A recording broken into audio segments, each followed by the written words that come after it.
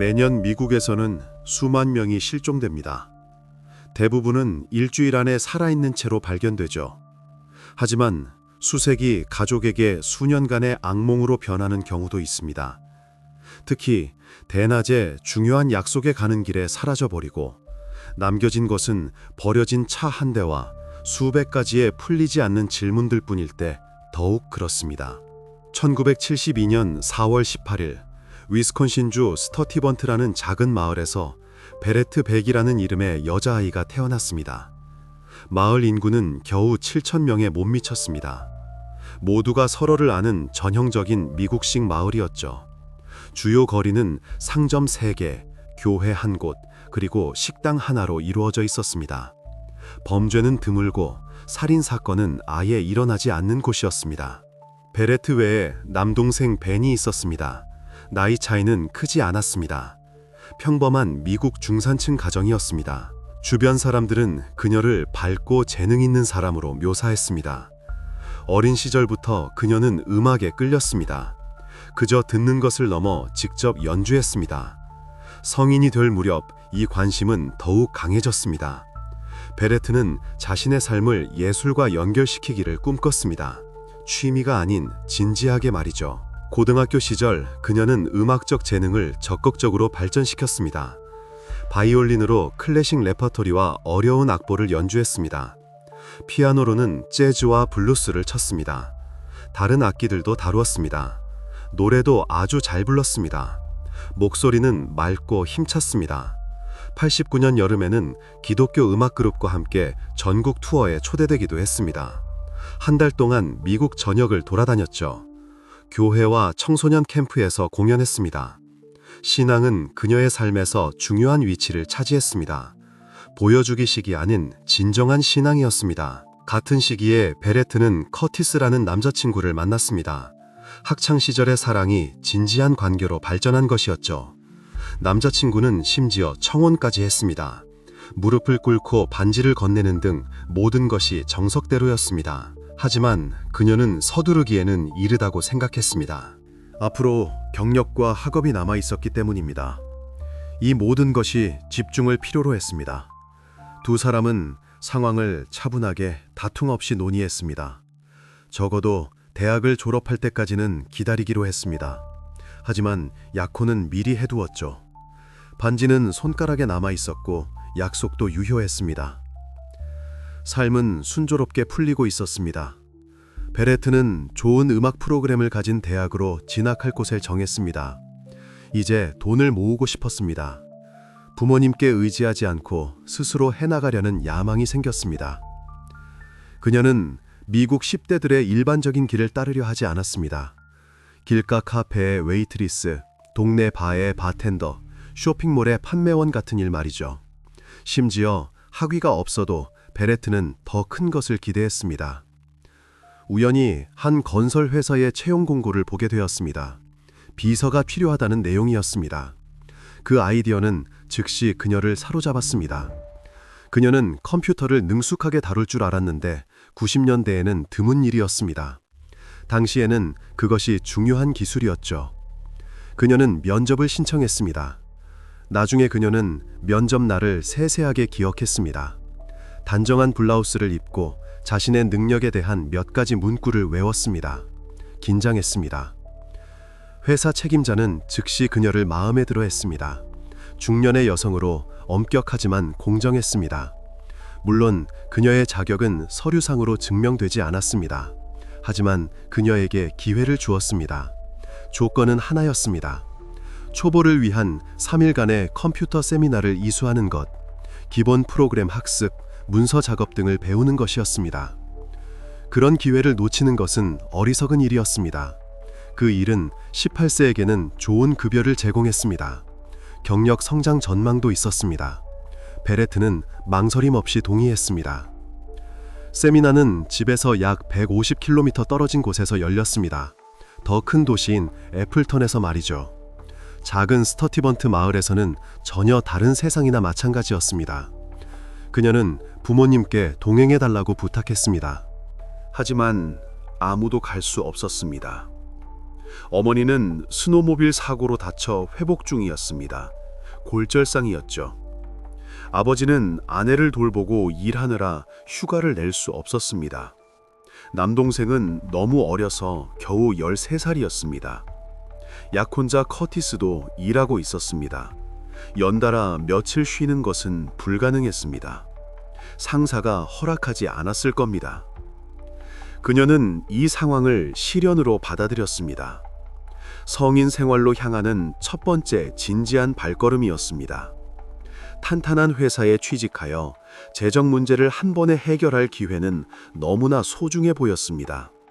그녀는 혼자 가기로 결정했습니다. 여행 전에 그녀는 심하게 긴장했습니다. 부모님도 알고 있었습니다. 18세에게는 성인 동반 없이 떠나는 첫 장거리 여행이었습니다. 그녀는 철저히 준비했습니다. 여행은 90년 7월 17일로 정해졌습니다. 며칠 동안 짐을 쌌습니다. 필요한 물품 목록을 만들었습니다. 공책, 펜, 사흘치 옷, 화장품 등 10번도 더 확인했습니다. 자신의 차를 준비했습니다. 87년식 투톤 밴이었습니다. 주황색과 흰색이 섞인 차였습니다. 당시 미국에서 인기 있던 모델로 편리하고 실용적이었습니다. 짐을 위한 루프렉을 추가로 사야 했습니다. 아버지가 설치를 도와주었습니다.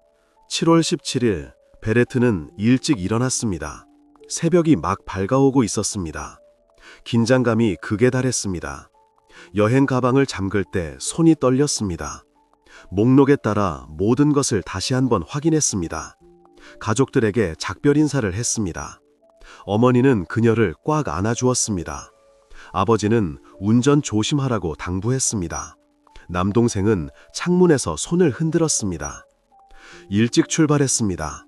오전 7시쯤이었습니다. 시간 여유는 충분했습니다. 먼저 남자친구 집에 들렀습니다.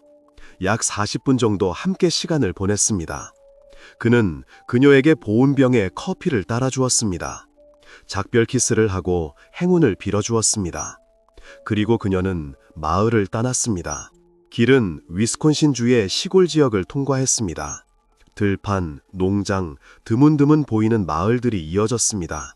베레레트는 라디오를 켰습니다. 90년 여름 히트곡들이 흘러나왔습니다. 그녀는 노래들을 따라 불렀습니다. 기분은 들떠 있었습니다. 첫 번째 정류장은 약 100km 떨어진 곳이었습니다. 폰듀락이라는 도시였습니다. 그곳에는 주차장을 갖춘 큰 쇼핑몰이 있었습니다. 그녀는 입구에 차를 세웠습니다. 몇 군데 상점에 들렀습니다. 마스카라, 립스틱 같은 화장품을 샀습니다. 여행에 필요한 소소한 것들이었죠. 치아 미백 키트도 샀는데 세미나에서 완벽하게 보이고 싶었기 때문입니다. 영수증은 차 앞좌석에 두었습니다. 구매 시간은 오전 11시경이었습니다. 계산대가 이를 기록했습니다. 그리고 그녀는 밴으로 돌아와 운전석에 앉았습니다. 그리고 그 이후로 모든 것이 잘못되기 시작했습니다. 그녀가 정해진 시간에 애플턴에 나타나지 않으면서 문제가 시작되었습니다. 세미나는 오후 2시에 시작될 예정이었습니다. 면접을 진행했던 책임자가 가장 먼저 걱정하기 시작했습니다. 그녀는 그때부터 베레레트를 눈여겨봤고 기억하고 있었습니다. 교육에서 그녀를 기다리고 있었습니다. 세미나는 그녀 없이 시작되었습니다. 2시, 2시 15분, 2시 30분, 여전히 그녀는 오지 않았습니다. 처음에는 그 여성은 그저 늦는 것이라고 생각했습니다. 길에서 지체되었거나 교통체증이 있거나 고장이 났을 수도 있다고 말이죠. 당시에는 휴대전화가 없었기 때문에 연락할 방법이 없었습니다. 책임자는 3시까지 기다렸습니다. 그리고 베레레트가 남겨둔 전화번호 100가족의 집 전화로 전화를 걸었습니다. 그녀는 그 소녀가 도착하지 않았다고 알렸습니다. 이유를 알아내고 싶었습니다. 수화기 너머에는 침묵이 흘렀습니다. 그리고는 당황하고 겁에 질린 어머니의 목소리가 들렸습니다. 부모님은 이해할 수 없었습니다. 아침에 딸을 배웅했습니다. 그 이후로 아무 소식도 듣지 못했습니다. 목적지에 도착하면 전화가 올 것이라고 기다리고 있었습니다. 침묵은 도로 문제나 세미나에 참석해서 바쁠 것이라고 생각했습니다. 아무런 끔찍한 일도 의심하지 않았습니다. 어머니는 그때 스노우모빌 사고에서 회복 중이었습니다. 직접 수색하러 갈 수 없었습니다. 다리에 깁스를 한 상태였습니다. 하지만 가만히 앉아 있을 수는 없었습니다. 커티스에게 전화를 걸 때 손이 떨렸습니다. 베레트의 약혼자와 연락했습니다. 그 소녀가 이미 오전 8시경에 그를 떠났다는 것을 알게 되었습니다. 딸의 친구들에게 모두 전화를 걸었습니다. 한 명씩 차례대로요. 아무도 아는 것이 없었고 본 사람도 없었습니다. 공황이 점점 커졌습니다. 아버지가 상황을 맡았습니다. 아내를 차에 태웠습니다. 아내는 겨우 움직일 수 있었지만 가고 싶어 했습니다. 애플턴 방향으로 향했습니다. 베레트가 갔던 그 길로 말입니다. 그는 주위를 둘러봤습니다. 혹시 차가 길가 어디엔가 고장나 있을까 해서요. 저녁이 되어서야 애플턴에 도착했습니다. 딸이 정말로 오지 않았다는 것을 확인했습니다. 예약된 호텔방에도 그 몇 시간 동안 체크인하지 않았습니다. 열쇠는 여전히 프런트에 있었습니다. 더 이상 의심의 여지가 없었습니다. 뭔가 일이 일어났습니다. 부모님은 베레트가 책임감 있는 사람임을 알고 있었습니다. 그녀는 이 일을 소중히 여겼습니다. 몇 주 동안 준비했습니다. 단순히 길에서 시간을 낭비하는 것은 그녀의 성격이 아니었습니다. 그녀는 그런 사람이 아니었습니다. 그녀는 중요한 행사에 서둘러 가고 있었습니다. 그것에 미래가 달려 있었으니까요. 부모님은 수색을 시작했습니다. 저녁 8시경 경찰에 연락했습니다. 마지막으로 알려진 장소인 폰듀라 경찰서에 도착했습니다. 실종 후 24시간이 지나야 한다는 의무적인 핑계는 나오지 않았습니다. 당직 경찰관은 지쳐있는 부모의 얼굴을 보았습니다. 상황 설명을 듣고 고개를 끄덕였습니다. 경찰은 즉시 상황을 심각하게 받아들였습니다. 다음 날 아침까지 여러 수색대가 조직되었습니다. 길가를 샅샅이 뒤졌습니다.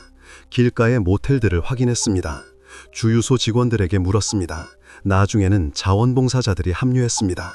지역 주민들, 가족 친구들, 베레트의 고등학교 동창들이었습니다. 백 가족은 딸의 실종으로 심한 고통을 겪었습니다. 아버지는 거의 잠을 자지 못했습니다. 어머니는 끊임없이 울었습니다. 즉시 거액의 현상금을 발표했습니다. 7만 5천 달러였습니다. 작은 마을에서는 엄청난 금액이었죠. 어떤 가치 있는 정보에 대해서라도 말입니다. 그들은 이것이 베레트를 살아있는 채로 돌려받는데 도움이 될 것이라고 믿었습니다. 누군가 무언가를 봤을 것이고 누군가는 알고 있을 것이라고요. 안타깝게도 그 효과는 역효과를 냈습니다. 실종과 현상금에 대한 정보가 널리 퍼질수록 경찰에는 더 많은 전화가 걸려왔습니다. 수십 통, 나중에는 수백 통에 달했죠. 밀워키 주유소에서 그 소녀를 봤어요. 시카고에서 비슷한 사람을 봤습니다. 제 이웃이 무언가를 숨기고 있어요. 모든 정보는 거짓으로 판명되었습니다. 사람들은 착각했거나 아니면 쉽게 돈을 벌고 싶어 했습니다. 각 방향을 조사하는데 엄청난 시간이 소요되었습니다. 형사들은 주 저녁을 돌아다녔습니다. 그러나 진전은 없었습니다. 작전 시작 이틀 후인 7월 19일 오전 10시경 개조된 베레트의 밴이 발견되었습니다. 그 차는 퐁듀라크에서 그녀가 멈췄던 바로 그 쇼핑센터 근처에 버려져 있었습니다. 주차장에서 발견되었고 쇼핑을 위해 몇 시간 동안 세워둔 것처럼 주차선 사이에 가지런히 주차되어 있었습니다. 즉시 몇몇 증인들이 나타났습니다. 이 같은 주차장에 정기적으로 주차하는 사람들이었습니다. 그들은 7월 17일이나 18일에는 이 차가 여기에 없었다고 주장했습니다. 확실했습니다. 그들이라면 알아차렸을 것입니다. 밝고 눈에 띄는 차였으니까요. 하루에 여러 번 해당 지역을 수색하고 주차장을 지나쳤던 순찰대조차도 아무런 의심스러운 점을 발견하지 못했습니다. 미스터리는 빠르게 해결되었습니다. 경찰은 차량을 조사했습니다. 가장 먼저 눈에 띈 것은 주행거리계였습니다. 베레트가 퐁듀라크까지 운전했어야 할 예상 거리인 100km 대신 500km 이상이 기록되어 있었습니다. 누군가가 이 차를 오랫동안 운전한 것이었습니다. 추가 조사에서 더 많은 이상한 점들이 드러났습니다. 실내는 마치 누군가가 살았던 것처럼 보였습니다. 그녀는 담배를 피우지 않는다는 것을 모두가 알았지만 차 안에서는 빈 담뱃갑과 수많은 포장지, 좌석에는 담배재, 재떨이에는 담배꽁초가 발견되었습니다. 버려진 차량의 실내에서는 총 약 70개의 물품이 수거되었습니다. 법의학 전문가들은 몇 시간 동안 작업했습니다. 모든 사소한 것들을 사진 찍고 태그를 붙인 봉투에 포장했습니다. 상당 부분은 백화족도 알아보지 못했습니다. 증거물 배열을 보며 고개를 저었습니다. 이 물건들은 딸의 것이 아니었습니다. 베레트 본인은 없었습니다. 수색 방향에 대한 어떠한 단서도 없었습니다. 그러나 그녀의 운명에 대한 섬뜩한 암시가 나타났습니다. 실내에서 붉은색 셔츠가 발견되었습니다. 그녀가 세미나에 입고 가려고 했던 바로 그 셔츠였습니다. 짧은 소매의 실크 셔츠였습니다. 가족들은 즉시 알아보았습니다. 어머니는 가슴을 움켜쥐었습니다. 베레트는 이 옷을 행운의 부적으로 여겨 중요한 행사마다 입었습니다. 셔츠의 상태는 충격적이었습니다. 큰 조각이 찢겨나갔습니다. 깔끔하게 찢어진 자국이었습니다. 의도적이었습니다. 그 조각은 차 안에서도 주변에서도 발견되지 않았습니다. 사라진 것입니다. 이 모든 것이 발견되자 형사들은 서로를 쳐다보았습니다. 수년간의 근무 경험으로 많은 것을 보아온 베테랑들이었습니다. 그들은 부모가 딸을 살아서 보게 될지에 대해 의구심을 가졌습니다. 그러나 아무도 입 밖에 내지는 않았습니다. 수집된 증거물에 대한 철저한 분석이 시작되었습니다. 연구소는 24시간 내내 가동되었습니다. 그러나 소녀를 찾는 데는 진전이 없었습니다. 실종된 소녀의 운명은 미스터리로 남았습니다. 시신을 찾아야 했습니다. 훨씬 후에야 성공했습니다. 실종 수사가 한창 진행 중이었습니다. 형사들은 주말도 없이 일했습니다. 그때 이웃 카운티의 법의학 연구소에서 경찰서로 전화가 걸려왔습니다. 수화기 너머의 목소리는 사무적이고 건조했습니다. 실종 5주 후 8월 22일 정오, 윌로우 크릭 근처에 사는 한 농부가 고속도로 옆 도랑에서 뭔가 의심스러운 것을 발견했습니다.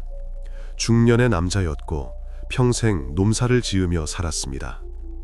그는 트랙터를 타고 갓길 가장자리를 따라 이동하고 있었습니다. 옆 밭으로 가는 길이었습니다.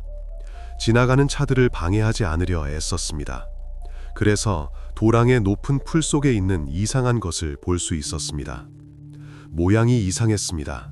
색깔도 이상했습니다. 냄새도 트랙터의 경유 냄새를 뚫고 다른 냄새가 났습니다. 달콤하고 역겨운 냄새였습니다.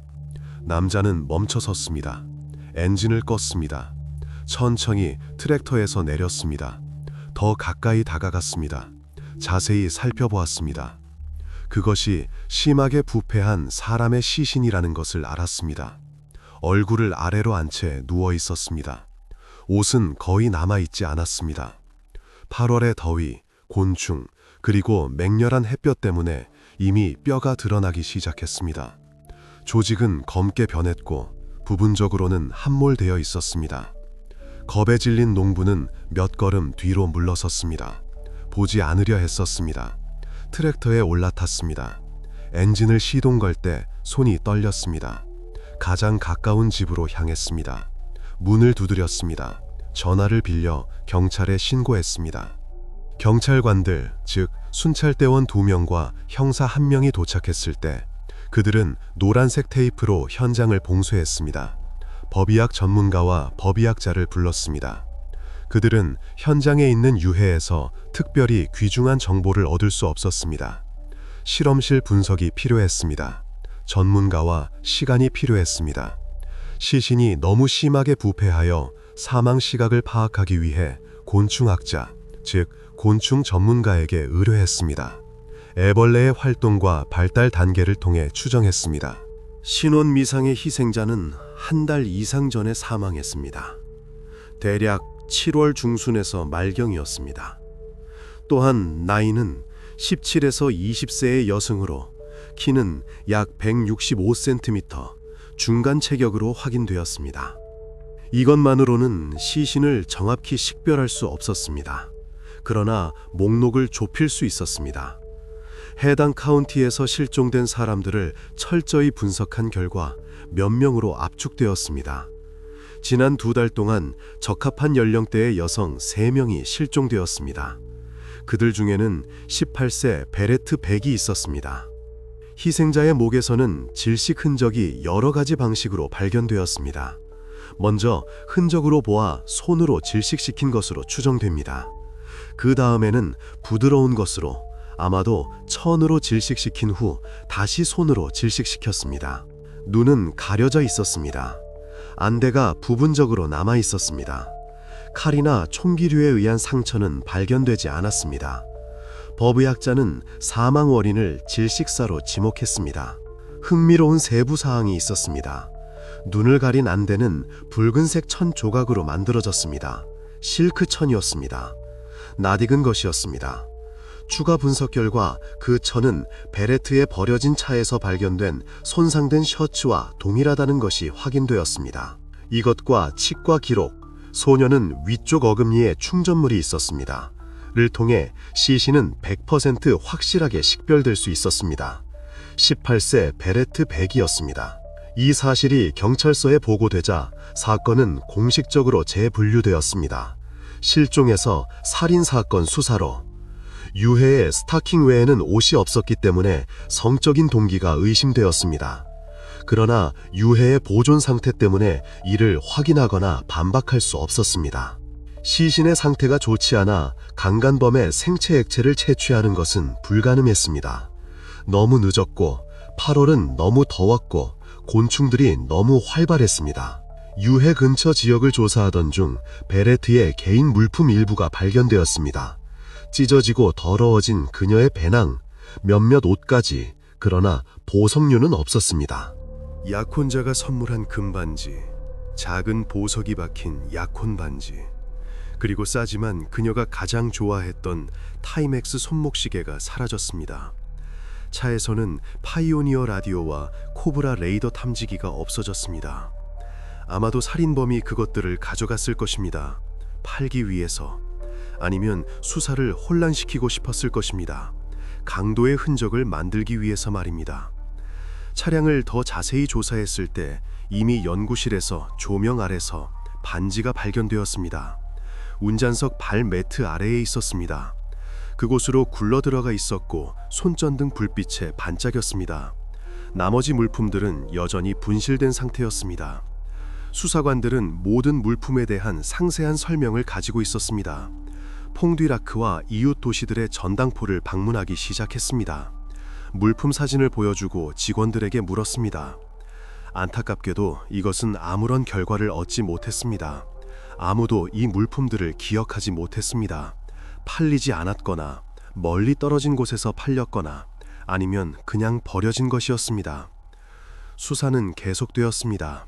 몇 달이 지났습니다. 살인범이 이동한 지역은 큰 어려움을 야기했습니다. 시신과 버려진 차 사이에는 수십 킬로미터가 있었습니다. 직선 거리로는 약 60km였습니다. 그러나 주행거리계의 엄청난 수치는 이것이 경로의 아주 작은 부분에 불과하다는 것을 말해주었습니다.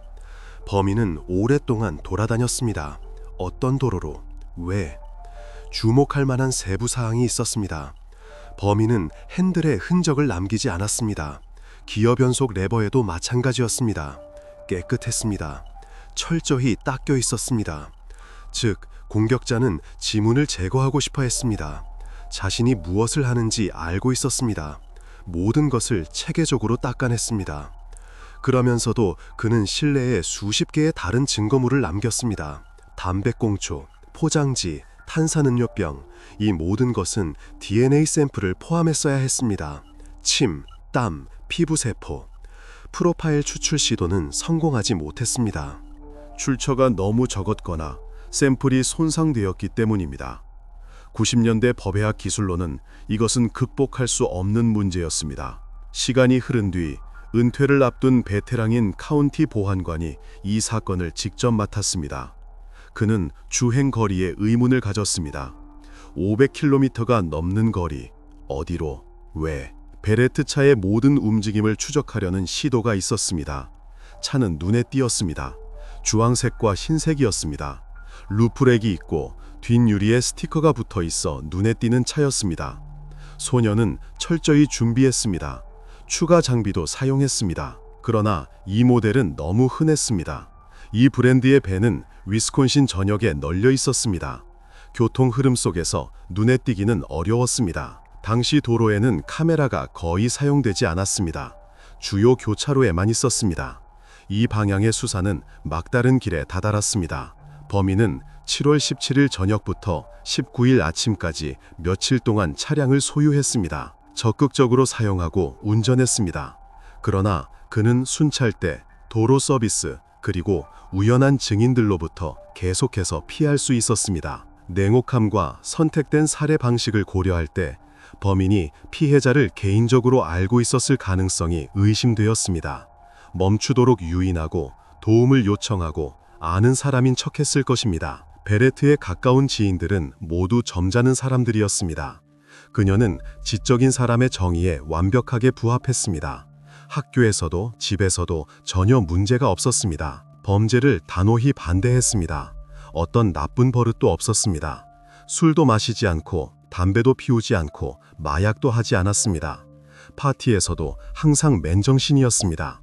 베렛을 마지막으로 살아있는 모습으로 본 사람이 그녀의 약혼자였기 때문에 그에게 면밀한 조사가 집중되었다. 이는 사실에 근거하다기보다는 절망감 때문이었다. 시신 발견 일주일 후 커티스가 신문을 받게 되었을 때 그는 즉시 자신의 무죄를 주장했다. 목소리는 떨렸고 증명을 위해 무엇이든 할 준비가 되어 있었다.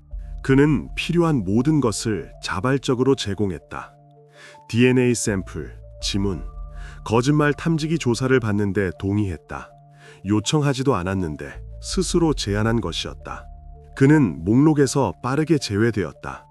그 남자는 확실한 알리바이가 있었다. 철통 같은 알리바이였다. 그는 도시 밖으로 나가지 않았다. 베렛을 만난 후 오전 8시경 교회에 있는 자동차 정비소로 출근하여 저녁 6시까지 그곳에 머물렀다. 그는 그 후에 모든 날 동안 그곳에 있었다. 동료들이 확인해 주었고 상사도 확인해 주었다. 그 남자는 베렛 실종 기간 동안 500km를 이동할 수 있는 가능성이 전혀 없었다. 형사들은 그를 풀어주었다. 그 남자는 파리하게 질린 지친 모습으로 경찰서를 나섰다. 그 후 수사관들은 범죄 전과가 있는 남성들에게 주목하기로 결정했다. 납치 및 살인 기간 동안 풍졸하게 거주했던 사람들이다. 23명의 명단을 작성했다. 지역 범죄자가 빠르게 주요 용의자가 되었다. 그의 전 생애는 범죄에 바쳐졌다. 그의 이름은 크레이그 렌, 28세였다. 그는 즉시 적합한 후보처럼 보였다. 그 남자는 심지어 사이코라는 별명도 있었다.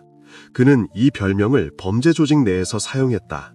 순간적으로 폭발하는 성격 때문에 얻은 별명이었다.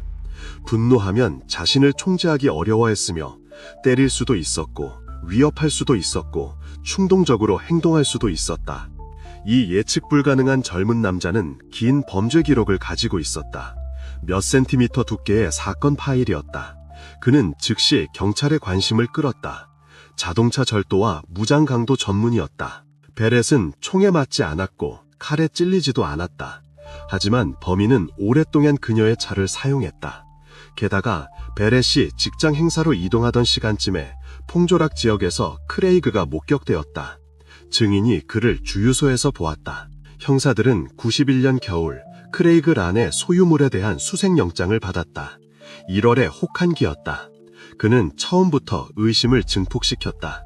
협조를 단호히 거부했다. 그 남자는 차량 절도와 소녀의 죽음에 대한 모든 관련성을 부인했다. 알리바이를 제공할 수 없었다. 집에 있었다. 혼자였다. 아무도 보지 못했다고 말했다. 거짓말 탐지기 조사를 거부했다. 팔짱을 끼고 벽을 응시했다. 크레이그는 이 모든 것이 헛헛탕이라고 확신했다. 그를 단지 희생양으로 만들어 미제 사건을 그에게 뒤집어 씌우고 통계만 채우려 한다고 생각했다. 그럼에도 불구하고 집과 차량을 수색했지만 아무런 증거도 찾지 못했다. 파이오니어 라디오도 레이더 탐지기도, 타이맥스 시계도, 베렛의 옷도 아무것도 없었다. 형사들은 크레이그가 바로 범인이라고 확신했다. 그래서 그를 상대로 증거를 모으는 데 집중하며 더 깊이 파고들었다. 경찰 기록에 따르면 그는 10대 때부터 심각한 행동 문제를 보이기 시작했다. 14세에 집을 나가 친구 집에서 자다가 거리로 나앉았다. 마약에 빠졌는데 처음에는 마리화나, 그 다음엔 더 강력한 마약이었다. 점차 범죄 세계로 깊이 빠져들었다. 16세에 학교를 그만두고 차량 절도를 시작했다. 처음엔 상점이나 차고 같은 곳에서 소매치기나 절도를 일삼다가 그 다음엔 더 심각한 범죄로 이어졌다. 성인이 될 무렵 이 범죄들의 강도가 추가되었다. 권총을 든 무장강도였다. 24시간 편의점에 들어가 계산대에서 돈을 요구했고 돈을 받아냈다. 이제 그는 가벼운 처벌로는 벗어날 수 없었다. 사회봉사도 끝났다. 처음으로 감옥에 갇혀 1년을 복역하고 나왔지만 다시 예전의 범죄 행각을 시작했다. 90년대에 들어서자 그는 이미 방대한 범죄 기록을 가지고 있었다. 집행유예와 실형을 포함해 여러 번의 형량을 살았다. 하지만 그가 선택한 분야에서 벗어날 수는 없었다. 다른 기술도 없었고 합법적인 일은 그를 끌어들이지 못했다. 점차 그는 오직 범죄로만 생계를 유지하는 전문 범죄자라는 평판을 얻게 되었다. 모든 지역에서 그를 알았다. 크레이그의 가까운 지인들은 그가 살인을 포함해 어떤 범죄든 저지를 수 있다고 생각했다. 주저없이 말했다. 걔는 그럴 수 있어. 당연하지. 공정하게 말하자면 그에게는 여성에 대한 폭력 행위가 한 번도 기록되지 않았다. 남자들을 때리고 가게를 털었지만 여성은 건드리지 않았다. 마치 내면의 경계선처럼 보였다. 수사관들은 그가 폭력적이며 궁지에 몰리거나 필요하다면 양심의 가책 없이 사람을 죽일 수 있다고 생각했다. 그래서 그 남자를 소녀의 실종과 연관시키려고 어떤 것이라도 찾으려 했다. 크레이그에 대한 증거 부족은 그의 경험 때문이라고 추정했다. 그는 시스템을 속속들이 알고 있었고 수사관들이 무엇에 주목할지 알고 있었다. 그래서 증거를 인멸하고 차를 닦고 물건들을 없애는 등 조심했다. 근거는 충분했다. 베렛이 납치된 시간쯤 크레이그는 퐁듀락 쇼핑센터 근처에 저렴한 모텔에 머물고 있었다. 2층 방이었고 창문은 주차장을 향하고 있었다. 의심은 확증되었지만 간접적으로만 그래 했다. 지리적으로도 범죄 이력으로도 심리적으로도 적합했지만 직접적인 증거는 없었다. 그에게 베렛 살인 혐의를 적용할 수 없었다. 어쨌든 다른 구실을 찾는 데는 오래 걸리지 않았다.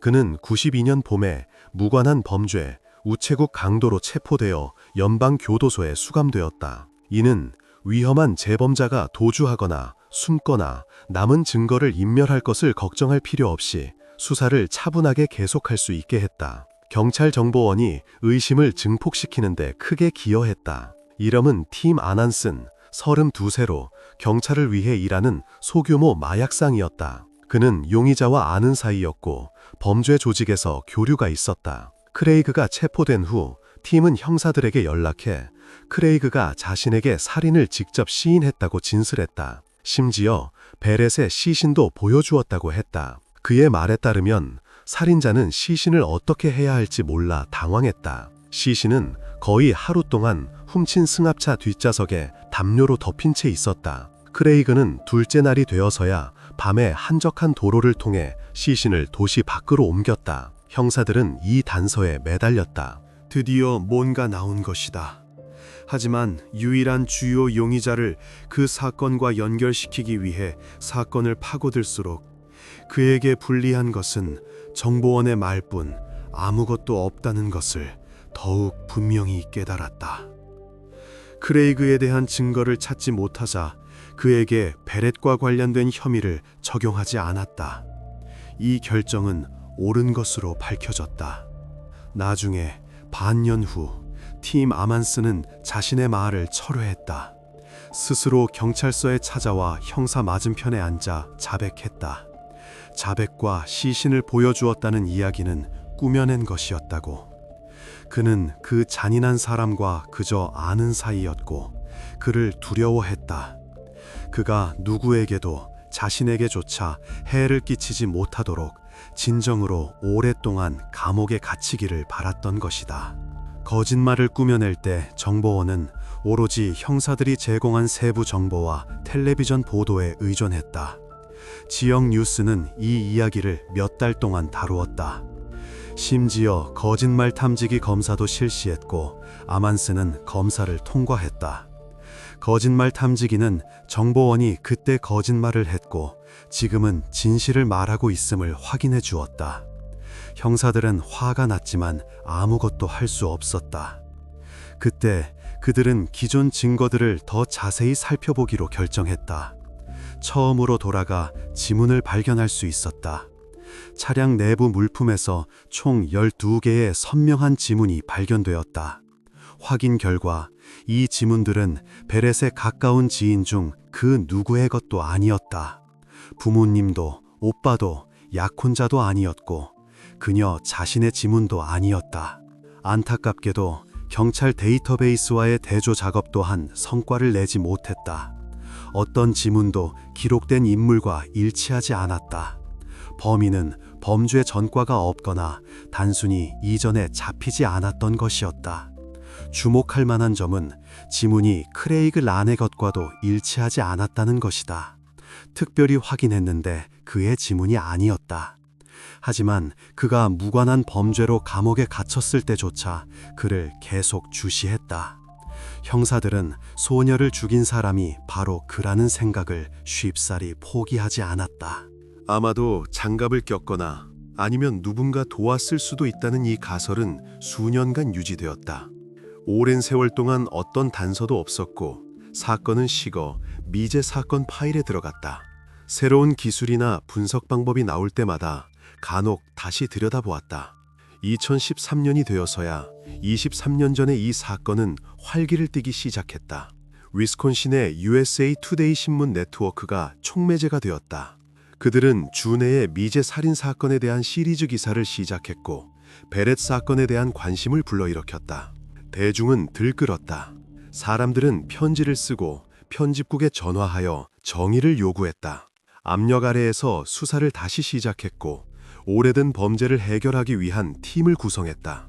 이 팀에는 젊고 야심차며 현대적인 교육을 받은 새로운 형사가 합류했다.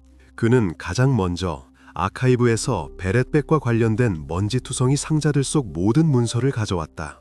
디지털화하기로 결정하고 모든 페이지를 스캔하여 데이터베이스에 업로드했다. 동시에 자료를 숙지하며 읽고 기억하고 놓친 부분을 찾았다. 2014년 2월 이는 결실을 맺었다. 마침내 오랫동안 기다려온 돌파구가 마련되었다. 이 기간 동안 위스콘신주 범죄연구소의 분석관이 사망한 소녀의 사건 증거물을 재조사하며 새롭고 더 민감한 장비를 사용했다. 24년 전 벤에서 수거된 5개의 물건에서 이전에 미확인되었던 9개의 지문을 즉시 발견했다.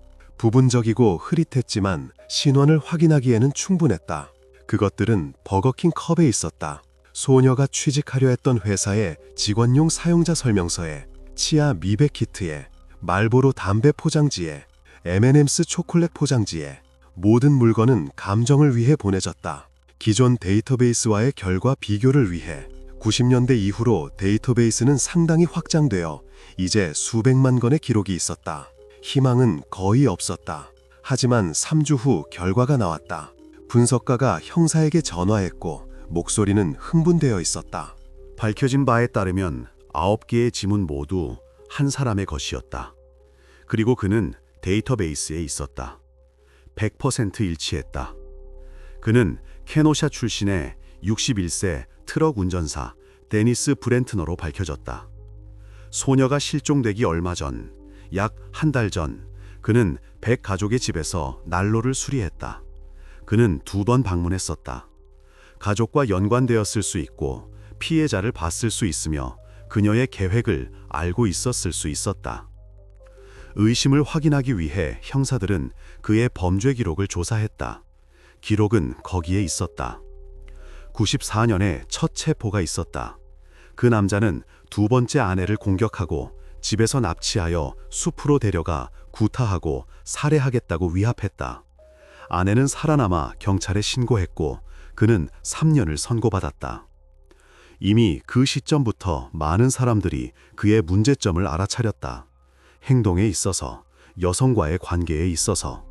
그는 항상 잔인하고 성급하며 조종적이었고 완전한 통제를 요구했다.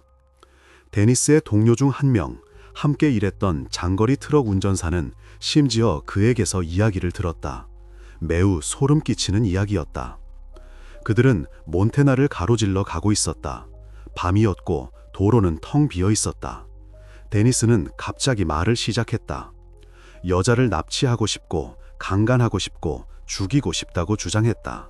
어떻게 할 것인지, 시신을 어디에 숨길 것인지 세부 사항을 말했다. 동료는 처음에는 농담이라고 생각했지만 나중에는 아니라는 것을 깨달았다. 진심이었다.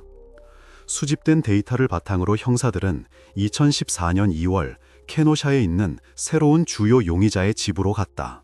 그들은 영장을 가지고 있었다.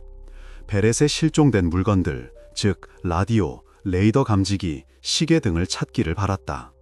범인이 그것들을 전리품으로 가져가 수년간 보관했을 수 있다고 여겨졌다. 범죄자들은 때때로 그렇게 한다. 권력에 대한 상징으로. 그러나 수색에서는 벤에서 사라진 물건을 단 하나도 찾을 수 없었다. 이는 쉽게 설명되었다. 수년이 흘렀기 때문이었다. 물건들은 단순히 분실되었거나 버려졌거나 팔렸거나 선물되었을 수 있었다. 그 남자에게서 컴퓨터, 3개의 저장 매체, 5권의 사진 앨범, 그리고 몇 개의 디스크를 압수했다. 분석을 위해 혹시 그 안에 사진이 있거나 일기장에 자백이 있을까 해서. 그리고 같은 2014년에 수색 일주일 후 그는 신문을 받았다. 형사는 녹음기를 켜고 증거 폴더를 테이블 위에 놓았다. 데니스는 처음부터 주장했다. 베렛이 누구인지 전혀 모르며 이 이름을 처음 듣는다고. 그리고 아무 잘못도 없다고. 목소리는 확신에 차 있었고 눈을 똑바로 쳐다봤다. 그러나 형사가 폴더를 열고 지문 사진을 보여주며 일치한다고 알리자 데니스는 행동을 급격하게 바꿨다. 그는 창백해지고 입술을 핥고 옆을 쳐다봤다. 그리고는 불쑥 튀어나왔다. 가장 먼저 떠오른 말이었다. 나는 그 소녀를 죽이지 않았다. 그렇게 직설적으로, 서론 없이. 이것은 거짓말을 시사했다. 그는 최소한 그녀의 존재와 그녀의 운명에 대해 처음부터 알고 있었다. 그는 거짓말을 했다. 그러나 주요 용의자를 무너뜨리는 데는 실패했다. 그는 침묵했고 변호사를 요구했으며 팔짱을 끼고 고개를 돌렸다. 그는 첫 신문 3시간 후 풀려났다. 체포할 만한 증거가 충분치 않았다. 수사관들의 의심은 더욱 강해졌다. 그의 이상한 행동 때문에, 지문 때문에, 범죄 전과 때문에. 하지만 이제는 더 많고 더 강력한 물증이 필요했다. 2015년 3월 27일 데니스 브렌트너는 이른 아침 그의 집에서 체포되었다. 베렛백 1급 살인 혐의로 기소되었다. 수갑이 채워지고 미란다 원칙이 고지되었으며 차에 태워졌다. 다가오는 공판은 전국의 이목을 끌었다. CNN, 폭스뉴스, 지역 채널들이 보도했다. 25년을 이 순간을 기다려왔다. 흥미롭게도 백 가족 스스로는 회의적이었다. 어머니는 인터뷰에서 확신할 수 없다고 말했다. 25년 동안의 수사에서 이 남자의 이름이 용의자 명단에 오른 것은 처음으로. 게다가 그들은 그 남자를 개인적으로 알고 있었다. 그를 기억했다. 난로를 수리했던 사람. 그는 예의 바르고 조용했다. 그들은 그를 해롭지 않다고 생각했다. 베렛을 공격할 사람이 아니었다. 그런 사람이 아니었다. 그래서 부모는 생각했다. 경찰이 또다시 엉뚱한 사람을 잡았을 수도 있다고. 크레이그 런 사건 때처럼. 그럼에도 불구하고 공판은 2016년 6월에 시작되었다. 그 공판에서 부모와 형제는 데니스의 유죄를 확신하게 되었다. 공판이 진행될수록 점차적으로. 검찰 측은 지문에 의존했다. 유일한 직접 증거이자 전체적인 정황 증거 목록에 더해 본질적으로 그것들은 범인이 피웠던 말보로 담배를 포함했다. 버려진 벤에서 발견된 재는 분석 결과 같은 브랜드로 나타났다. 이 외에도 증인들의 증언이 있었다. 여자를 납치하고 살해하려는 욕망에 대해 들었던 동료, 폭력에 대해 이야기한 전처, 그 남자의 삶에서 불안했던 과거의 사건들, 잔혹성, 여성에 대한 통제, 조작 경향을 보여주는 것들. 당연히 변호사는 즉시 증거 불충분이라고 주장하기 시작했다. 모든 증거는 정황 증거였다. 짐은? 그는 난로를 수리했다. 도구를 가져갈 때 차 안의 물건을 우연히 만졌을 수 있다. 그럴 수 있다. 게다가 고려되지 않은 다른 물건들의 전체 목록도 있었다.